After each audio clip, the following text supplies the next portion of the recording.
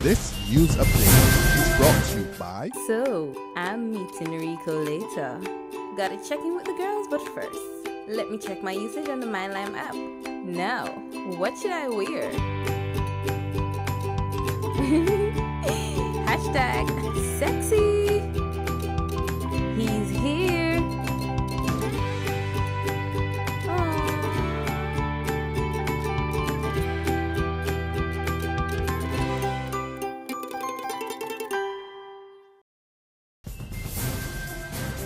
Welcome to the Barbados Today afternoon update for Thursday, April 30th. So glad you can join us. I'm Fernella Wedderburn. The Frondell-Stewart administration is confident that Australian firm BHP Billington will find oil in the country's waters. Speaking at a cocktail reception last night to celebrate the signing of what has been described as an historic petroleum deal, Finance Minister Chris Sinclair said his government strongly believed that the company has what it takes to get the job done. He said the move also opens doors for other players in the market to invest in Barbados. And we do so confident that we've chosen the right partner, that they have the correct technology, that they have the know-how and the tenacity to deliver. If there is anything there to be had, if there are any commercial quantities, BHP Billington. If they don't find it, then trust me, it probably is not there. So that is how confident we are in this. But it now opens up a new window of opportunity for other players in the market to come into Barbados and to speak with our people and to explore the avenues through which they too can sign on. So this is not an end, it is actually a beginning. Vice President of BHP Billington, Neil McCormick, is also confident that his company will find the lucrative commodity. He says his firm is in this deal for the long haul. That we're celebrating a partnership between BHP Billington and Barbados that we hope will last for a very long time. I think that it was put very well this morning that this is the first step in a long journey that'll take many years through to even the first exploration well. And we look forward to your support and to working with you over the next few years. In other news, dismissed National Conservation Commission workers have been collecting their severance checks. So says Minister of Environment and Drainage, Dr. Dennis Law, who revealed that 56 of the 85 former workers recently received their monies due. The remaining 29, he says, are still to collect checks from the NCC. Those getting their monies opted not to have their cases heard by the tribunal.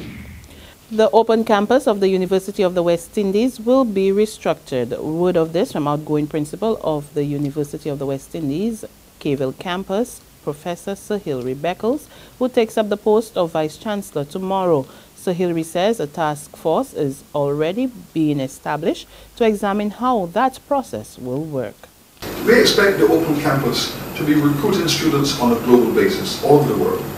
We expect the open campus to become part of the outreach agenda of the landed campus, the physical campuses. We imagine, therefore, the open campus to be like the yeast that will enable the cake to rise. The open campus is therefore very important. We have had a change of leadership. The university, I believe in its wisdom, has said the open campus is now entering into a maturing stage of its development. What we will do is to establish a task force to see how best the open campus can be reorganized to serve the university and the region even more so, more effectively, in a more robust fashion. So while we are conducting this assessment to see how best to energize the open campus and to give it a greater and more significant remit, we have appointed a principal for 1 year. A Jamaican national is expected to face the law court today on drug charges. He is 34-year-old Howard Anthony Wright, who was arrested on arrival at the Grantley Adams International Airport yesterday after police discovered 13 packages of cannabis hidden in his suitcase. Wright will answer to charges of possession with intent to supply, trafficking, and the importation of 9 pounds of cannabis. There's regional and international news after this short break. Secure your future, be financially strong. Since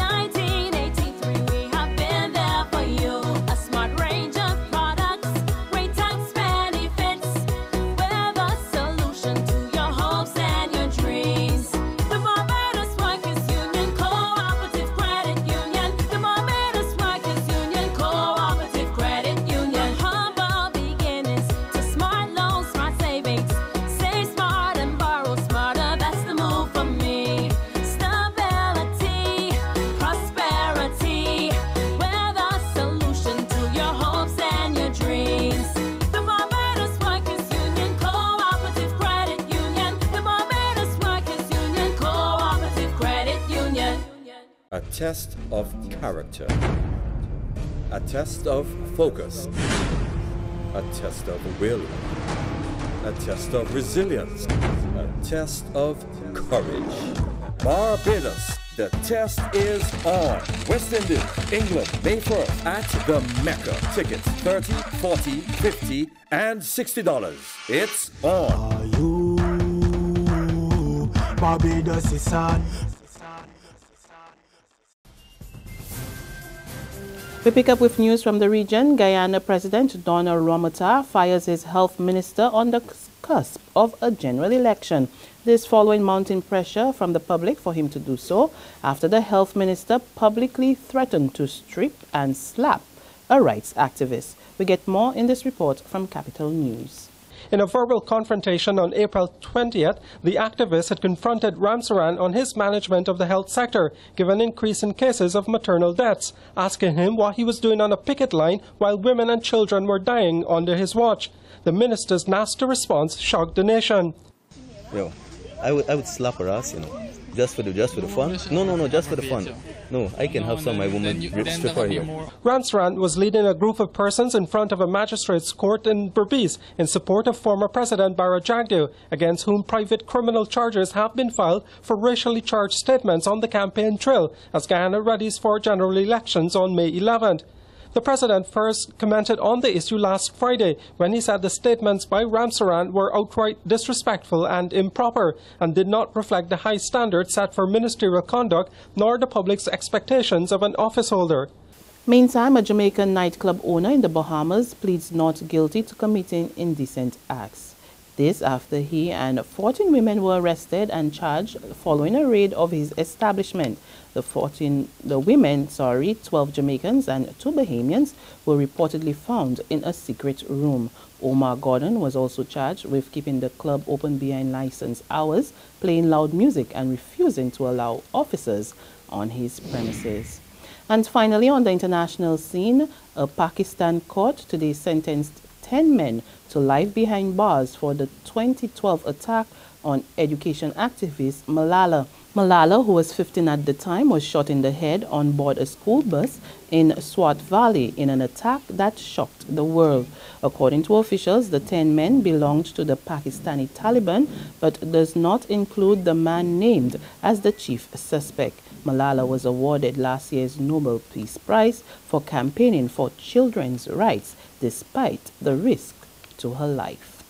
And on that note, we come to the end of our afternoon updates, but we'll be back again this evening. Until then, remember to log on to www.barbadostoday.bb. Subscribe to our e-paper email updates and like us on Facebook. We are also on Izumi Media in bus terminals or Screenplay, that's at a supermarket or a gas station near you. And catch us on Channel 101 on 9TV and Mix 96.9 FM. There you can get all the latest news and sports. I'm Frenella Wedderburn. Good afternoon. This news update is brought to you by... So, I'm meeting Rico later. Gotta check in with the girls, but first, let me check my usage on the MyLime app. Now, what should I wear?